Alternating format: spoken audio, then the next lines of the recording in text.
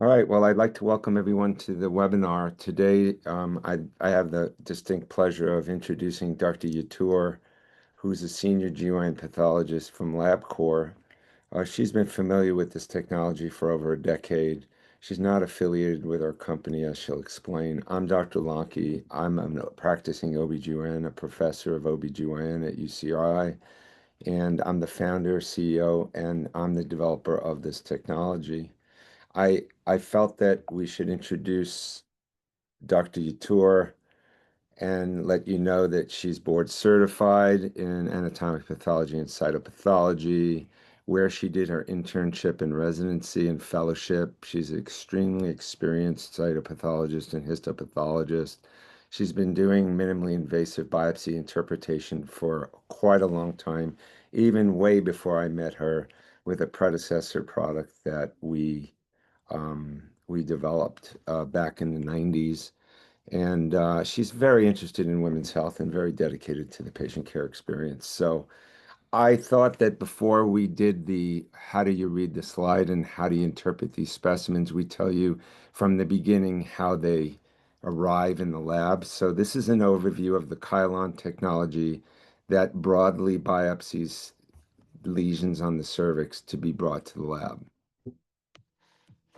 Histologic's patented medical fabric, trademarked Kylon, uses sickle-shaped brush curette bristles and has been developed with the patient experience in mind. It has been used in over 1 million procedures in the USA. Kylon has diverse applications including tissue biopsy during colposcopy, debridement of slough and necrosis from chronic wounds, and diagnostic sampling of wounds for culture. Let's start with its use in colposcopy procedures. During a colposcopy, the soft biopsy device is used for efficient tissue sampling, minimizing patient discomfort. Here is how Kylon, a hooked fabric array, can convert from a nylon brush to a series of microcurettes. When pressed firmly into the tissue and rotating the tip, it penetrates and removes epithelium and superficial stroma, resulting in a diagnostic full-thickness biopsy specimen. This process allows for a minimally invasive procedure that effectively traps and retains tissue. Let's take a look at how this works with an endocervical curettage, ECC procedure. The tapered tip gently and smoothly enters the endocervical canal. Rotation is aided as the smooth and Kylon surfaces simultaneously touch the canal surface. The flattened hooks transform to tissue-trapping microcurettes. The disposable Kylon device offers a rapid and reproducible approach to tissue collection, providing a series of microcurettes in a simple brush form. So these are real live cases. Very rapid. Press and twist, deploy the curettes, take the sample. Same with the endocervix. Today's pathology review is going to focus more on the ectocervical samples. The next one we do is going to focus more on the endocervical, but there's a lot of published evidence in the literature about both now, about its patient care experience, quality of the specimens, ease of use, things like that, which are on the website for reference. You can link to those articles and bring them down as downloads. And that's the kind of specimen you get that you want to assure. But when you take the specimen, you want to be sure to handle it correctly. When you do a soft biopsy, you're going to peel it from the handle side, and you're going to approach the lesion on the cervix and press on the lesion and twist with key turning motions 1, 2, 3, 4, 5, 6, and obtain a cervical biopsy. And then when you're going to snap the head off, you're going to make sure that you've got your 2 thumbs opposed. The biopsy device is in the palm side. So you're protecting it from splash, and snap it at the scored mark and then drop it in the vial. And once you get the specimen, the labs that might not succeed are ones where the specimen was never really collected because someone thought it was a cytopathology device, not histo. So you've got to assure there's tissue entrapped in the hooks. So you're looking for something for soft biopsy like the thing on the left. And in the lab, once it arrives in the vial, in the lab, these are links on our website that are easily navigable, that you'll be able to see 2 methods to remove the tissue from the brush array within about 5 to 10 seconds, get them into the solution, get them into the cassette to be prepared as slides. So now they've arrived in the pathology, and Dr. Yetur is going to take it away and tell us exactly what happens on her side. So, as you all know, as a pathologist, first, before I go even start the cases, I want to share, if anybody gives very little specimen, I know pathologists, we're not happy. I want to like a plenty of sample to make sure that I make a real good diagnosis, right? Let me start my case one first here. Hold on. Yes, this is a 23-year-old with history of ascus pap. Because the pap was ascus and then HPV is performed and HPV is positive but 16/18 negative. And this is, I wanted to share, this is my 4X low power view. Look at how many fragments that are there. And then we'll take let me see. Yeah, we'll take this fragment in a higher magnification, but I wanted to share how many pieces. If we would do punch biopsy, I would probably get one piece of this. So I just wanted to show the quantity in the low power. And then if we go into higher magnification, look at this beautiful piece that you could orient surface right here. This is the base all the way. And here is a little stroma here with a lot of lymphocytes. And then you continue. Look at this huge fragment. And then here is the chylocytotic changes. And you could see this as a nice low power as a low grade lesion. So let me see. And then go to the second case. She's a 29-year-old with a PAP negative, HPV positive, which we see them. And then she is, because of the HPV 18 positive, this is the soft biopsy samples that I'm showing. This is also I took specifically for low power, just to make sure that we have plenty of quantity in here. It's not one piece that we receive, there are multiple pieces that we receive. That's what I really like about.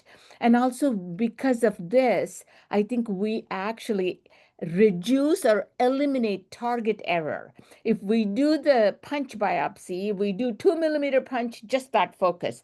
Here, look at, there's so many that's why when I looked at the leap correlations for my samples, these are my own cases that, as I said, I've been reading for more than 25 years, that my correlations with the leaps are excellent. And in fact, I struggle with the punch biopsy correlations. So I wanted to show this fragment in a higher magnification. Look at, you could see this. And so you could actually see how nicely this is. And here is the stroma. And so this is the surface epithelium. This is actually a little bit higher up in the canal with the immature squamous metaplasia. And then also here with a little bit of chylocytic. This is the case you want to do P16 to make sure this is a SIN1, not the SIN2 lesion. And so you have plenty to do even P16. And here is the stroma that you could see. It's really a beautiful fragment. And then in the same case, you could see all these loose fragments, right? And here is a nice chylocytosis. And here is the enlarged nuclei with the chylocytosis and classical SIN1. So, and then to go to my third case, this is a 27-year-old PAP negative, HPV positive, and 16/18 negative. And so this is, I wanted to show one of the fragment. And also, we're so used to reading ECCs. We don't, as a pathologist, we don't have a learning curve on this one. If we didn't read ECCs, if somebody gives me only punches, that all I'm used to. No, we've done so many interpretations with ECCs. We could tell if it's a squamous lesion in an ECC or a glandular lesion in an ECC. Same way, you could see this very nice fragment. And here is the surface with the hyperkeratosis and a parakeratosis. This is a beautiful surface. This is all the base. Here is the plenty of stroma. So there's no problem with the orientation. And this is the one, actually, the dysplasia going all the way up here into SIN2 lesion. There were not enough mitosis to worry about as a SIN3. And so, and to take you to next case, this is a case that's a 32-year-old. PAP was interpreted as a low grade, but HPV positive, but 16/18 negative. And here are the fragments. I mean, if somebody gives me this sample, I wouldn't complain at all. And so also to show you, some of them comes as a bigger fragments. You might feel like they have tangential cut, but you could see some of the fragments that actually has the stroma in it. And we'll see some of these in a higher magnitude, magnification. So here is the one, this specifically, I wanted to show this fragment where you could see the surface, and here is the base with the stroma, lymphocytes and plasma cells. And here actually you could see a little higher up, this is a metaplastic epithelium. Here is a beautiful fragment. Even in this magnification, you can see that's a SYN3 lesion. And so I wanted to actually share this in a little bit more higher magnification, this area, and see here, this is actually the where this is a stroma, you could see very clearly, and this is the base. There is absolutely no problem in the orientation. And I wanted to show next is this is the high-grade lesion. Here is the mitosis all the way. And so here is the surface, this is the base. And so that's a nice high-grade lesion. You could see the next, right next to is more of a SYN2 area. This is SYN3 area. And so that tangential cut ones too, I wanted to share higher magnitude. Look at how many mitosis here. So I have no problem of calling this a SYN3.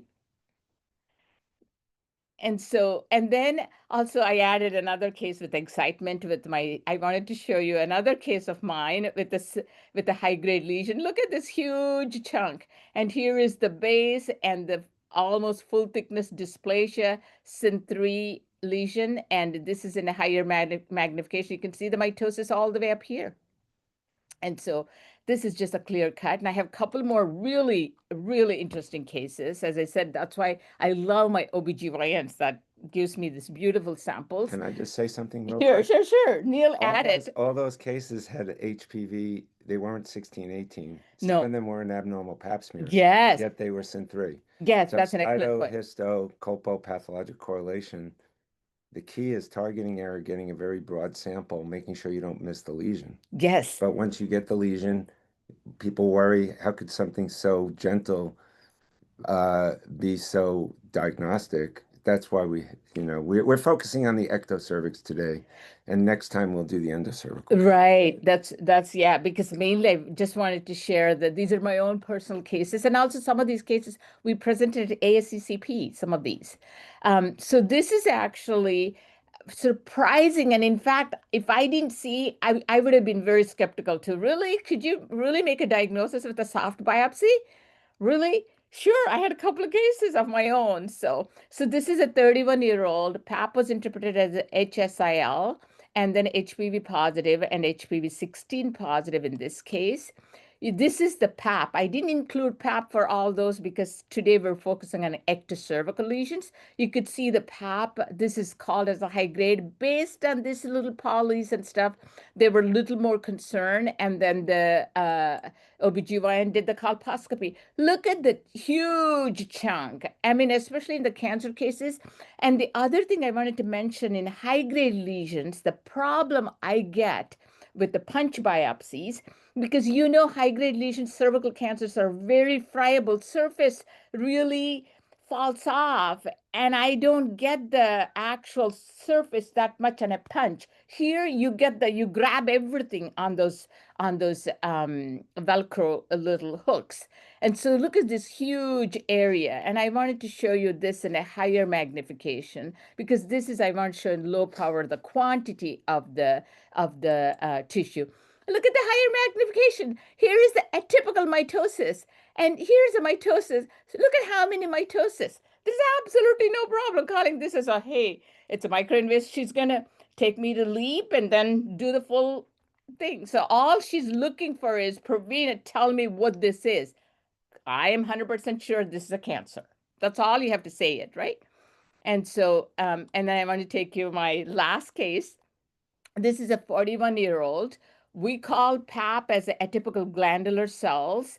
And so we were worried. We weren't sure if it's a squamous versus a glandular lesion.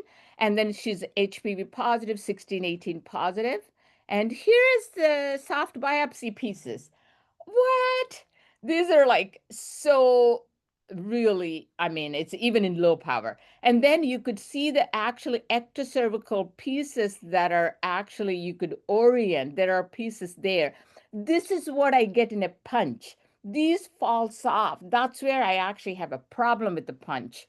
And so here you could see clearly you got the ectocervical, you got the little necrosis pieces, and you got the plenty of the tumor. Really abnormal. I want to show you in a higher magnification. Look at this. And so not only mitosis, you could see the cells are like the poorly differentiated. Some look a little smaller, some more of a non-keratinizing. So that's why we did the immunostains on this case. So this is A1, A3, pan-keratin, beautifully positive. And then you could see this is P16. My goodness, block positive. There's no doubt this is a cervical origin. And so this is a P63 focal positive, nuclear stain positive. And here is the synaptophysin. Because we saw smaller cells, we want to make sure this is a small cell and a mixed non-keratinizing. And so that's, and also in closing, I wanted to share another case. Look at the stroma. I mean, if I would have seen the punch, this is the probably area I would see. I won't see all this. I won't see all this, right? So with that, I really wanted to close. And also I wanted to show you this. I love it. In 1943, when PAPS came, that's when we got the stamp out. Look at what we did in 1943. And look at the phone.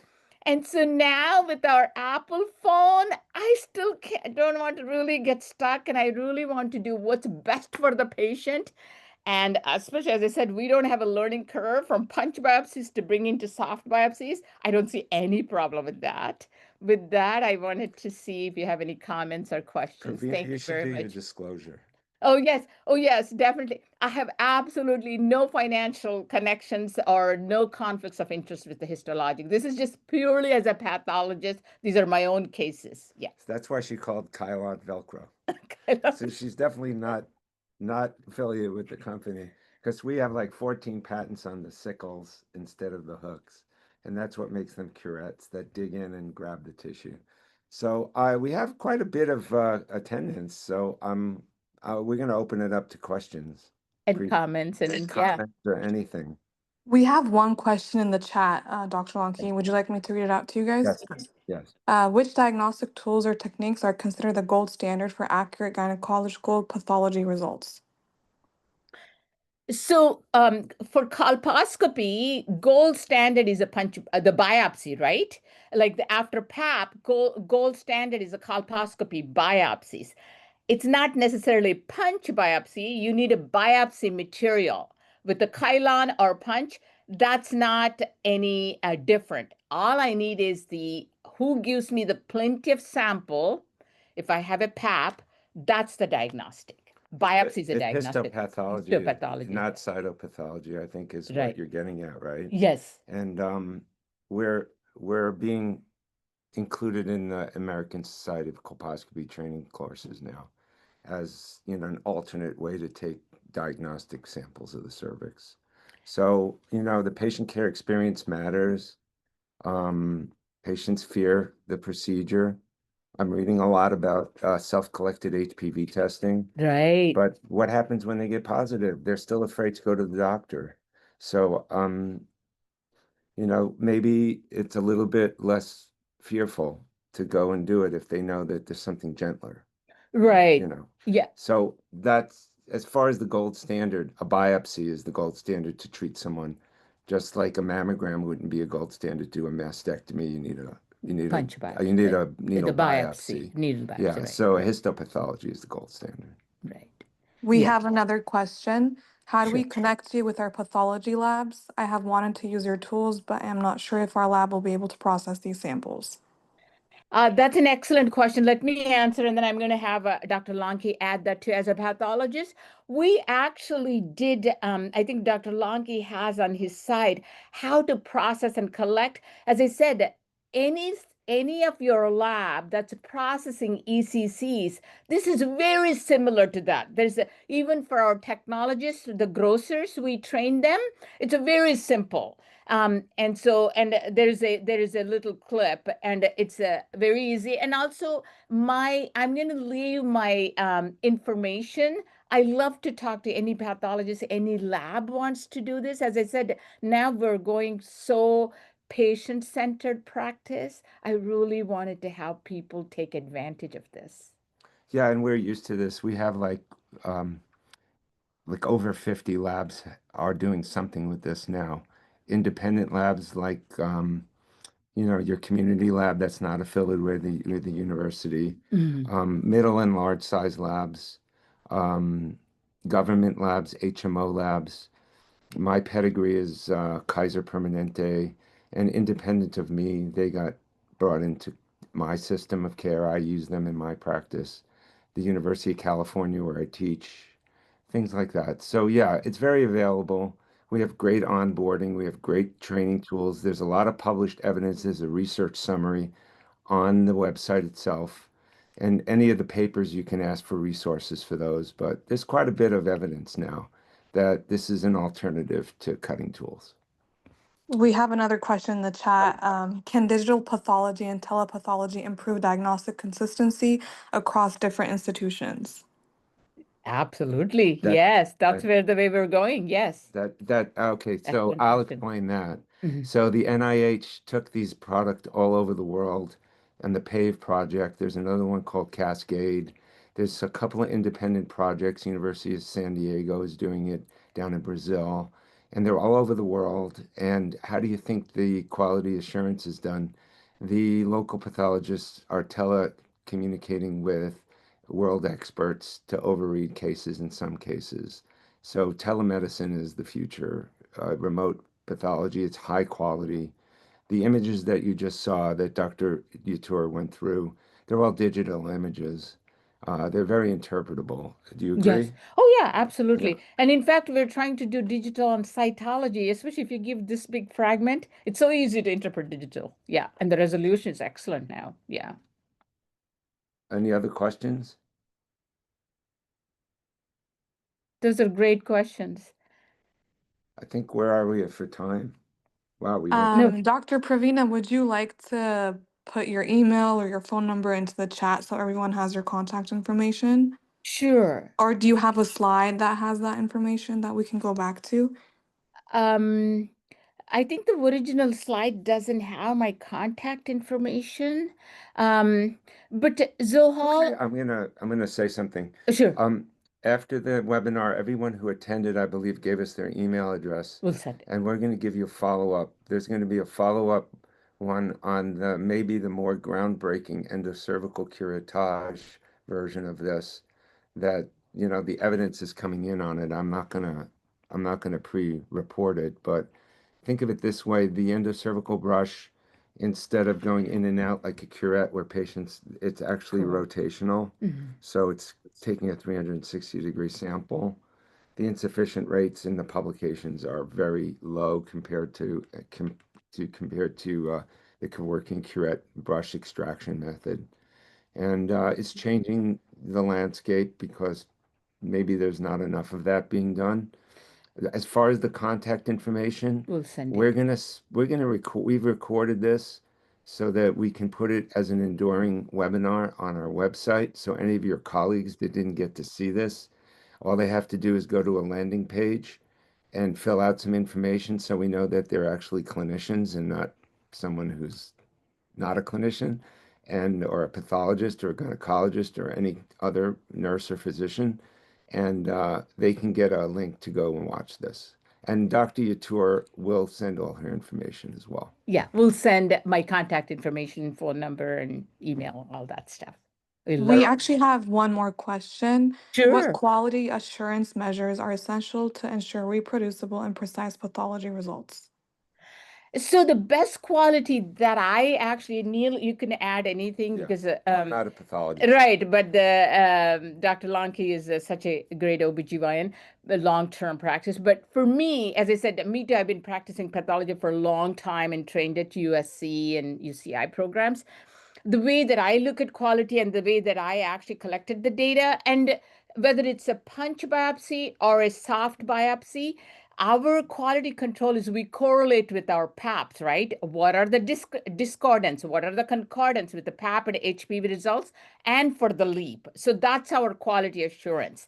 And also, let's say, if the OBGYN has a little learning curve, just be gentle with the OBGYNs. Hey, you got this one this time. So work together because we're all colleagues. That worked perfect for me. And I love, and I have a really excellent team of OBGYNs that I've been working with more than 20 years now. I just talked to my chief of pathology. I still practice, and I'm trying to get collaborative. I used to go down. I'm old school. I'm not that young, and I used to go down with the two-headed microscope, and sometimes they'd run P16 on me for equivocal cases, even though they have sort of a method where they randomly do it, right? Right. Yeah, but if I ask for it, they do it. Right. And then I know if I have to watch or treat, follow or treat. And then if I treat and I do a leap, I try to look at the correlation between the samples. The published literature is quite good on the correlation between broad microcurettage, many punch biopsy specimens versus a single, like the soft biopsy versus the leap, what you see on the leap. So, Yeah. sorry. I just want to add, I think Dr. Lonke had an excellent point. I want to add correlation, that's quality assurance. That's an excellent question. One more thing that I look at. So let's say I call it a CIN1, and then my OB/GYN calls and say, hey, Praveena, I saw a little mosaicism, and I think I'm a little more concerned about a CIN2 lesion or high grade. So there's so much tissue, right? As a pathologist, we do 4 microns. Hey, let me get some recuts. And so that could be underneath, right? So that's how we actually correlate with the clinician too. So colposcopic findings and our soft biopsy correlations in the past or even now that a lot of them do, that's how we work with. I think one of the big questions for quality is, am I missing cancer? So I Yeah. think she showed the cancer cases. She showed the stroma. You get into, no punch biopsy gets deep enough to see discrete invasive cancer more than 3 to 5 millimeters. They're going to do some excision procedure on equivocal cases that don't have the kind of anaplasia that you see in a obvious cancer, right? Right. So I think that question is moot, and because we always follow up with the correct procedure to make the definitive diagnosis. Right. The question is, did you get broad enough sample that if you see a lesion, that you didn't miss the highest grade part of it? And I think this gives you a broad brush, and you can overcome some of that target that, the punch biopsy, I've done thousands of them. They're great. I need to use them on the peripheral side. Oh, that's one thing just clinically. This is excellent for the transformation zone. But if the lesion is extremely peripheral, it's hard to get a 90-degree application of a brush, but you can use a punch. So I think the punch has a place on the periphery. But usually on the periphery, you get the lower grade lesions. Right, and that's to share. I think some of the pictures that I share, especially if the surface is so really beautifully shows the lesion, it's very, very less likely to miss a cancer. And also, clinician would know if I put out something. That's why it's excellent to We're work still getting together. people who are coming at the at the end. I'm admitting. I want to tell the people that came late that not to worry because we're recording it. And if you missed it, it will be something that you can watch. We'll directly send the link to those who registered. But the ones who want to come in later, all they have to do is register to see the recording.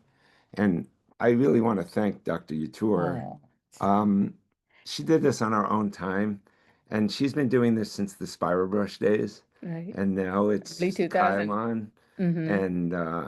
and there's been over 2 million cases in the United States now, and just about every setting in the United States, even on ships that go to sea with Navy and Marines needing pap smears and biopsies on the ships. It's kind of amazing. So I want to make sure that people know that we're available, that we're part of the mix in the ASCCP training continuum, that we're legitimately diagnostic. Yes, there's lots of fragments, and I think for pathologists, I love it. they have, you The love more it, you give me, you the love better it, it is. you love it, but if you're on a quota and you got to get through a lot of cases and you see 10 pieces of tissue, you better get, focused on where the money is, right? Mm-hmm. So it's a little bit more time consuming, a little bit on the reading side, Right. but the chance of missing something, it makes it worth it. And then if you know what's going on at the bedside, which Praveena always cared about, she Yeah. she cared like, how did you get so much tissue and it didn't, and the patient tolerated it. So that is what we do at Histologics. We trademark compassionate colposcopy, and that's the mission, is to make sure people don't fear it, so they show up Right. and they come back. All right. We have like 2 more people that just joined in. So if anyone has questions, please reach out Sure. to us. And Of if you course. guys have any last questions as well right now, just put We it in can the go chat over a or little bit. We're at 11:30, but if people want to stay, well, for those who just joined, this is recorded. We'll send you the link so you can watch it. But if you have any questions, please ask. Well, we are so honored to have all of you here. It looks like we had a tremendous attendance, That's and wonderful. the threshold, I think the rate limiting threshold is, I do this and the patients say, "Did you do it?" And we did it. And it's like maybe they had a colpo before and they had a different experience. And then the docs think, oh my gosh, can this really be diagnostic? And I think hopefully today, going through the cases, Dr. Yetur allayed some of the fears about that. Yeah. But Yeah. And also I think no, as I said, the initially um like everybody else, I was also a little skeptical, but I really want to take this challenge because as I said, especially if it's a patient friendly and even for your patients, if it's a less discomfort, more are going to come back to you, right? So that's what I love about. And also, well, OBGYN, the other thing I forgot is next time when we do this, not only showing ECCs, I want to show some vulvar samples that are vaginal samples that are performed. right. Actually, I had some really good vaginal samples that I also presented at Right. ASCCP. So for the next webinar, I'm we'll do it. glad you mentioned that because Right. I had a center that will remain nameless that said they like doing multiple biopsies of the cervix instead.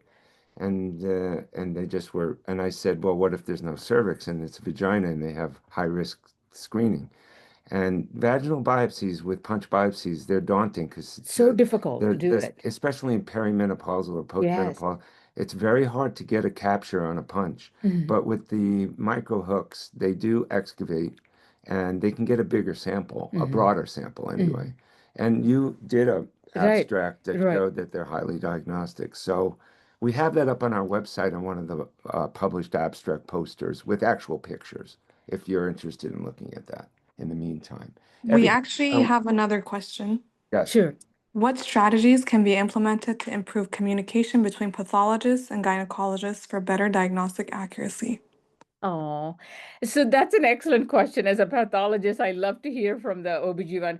All it is you, I mean, as a pathologist, what I ask from Dr. Lonke as OBGYN, could you tell me, yes, it's a 6 o'clock biopsy, just colposcopically, hey, it's just a mosaicism or a white epithelium. Just if any of that little findings, how big is the lesion? So those are the best information that I need. And then if there's anything like, especially these cancer cases, I'm going to pick up the call and call Dr. Lank and say, Neil, this is so that's I think anytime when you communicate with your pathologist and vice versa, pathologist communicating with the OBGYN, I think. I agree with you, Yeah. and I'm gonna say digital kind of made it less, just Mm. like the internet makes it less personal. Like I'm trying to get correlation between my pathologist and myself. They're so busy, they've got so many cases. And I say, I'd like to see this case. I trust you, but I want to see it because I looked at it under the colposcope Hmm. and I want to make sure. And You know, if you have a family member or a great friend and they need a leap and it's a sin 2, you say, is it really a sin 1? You Right. know, let me make sure. Mm-hmm. And I don't know if we're all too busy or, you know, maybe we just don't take the time. But I think knee jerking to something very aggressive. I'm gonna kind of say this, but I'm gonna lead it. We're looking at using this as therapy as well. In certain scenarios, we're doing an IRB research sponsored grant this year. Um, you know, we don't have really good treatments. Think about how invasive a loop excision or a cone biopsy is. Right. Cryotherapy's fallen out of favor, but I still use it. And that's a topic for a whole other discussion, the therapeutic side. Mm-hmm. But as far as the diagnostic, we have what we have. Yes. And I think you gave a great representation of the cases for ectocervical. Ectocervical, right. Yeah, you did. Any other questions? All right. We are going to end this. And of course, we're available. I want to thank all of you for attending. It looks like a tremendously good outcome, Participation. participation. Yeah. Thank you so much. Thank you for all your time and great questions. And looking forward to seeing you again. All right. Thank you.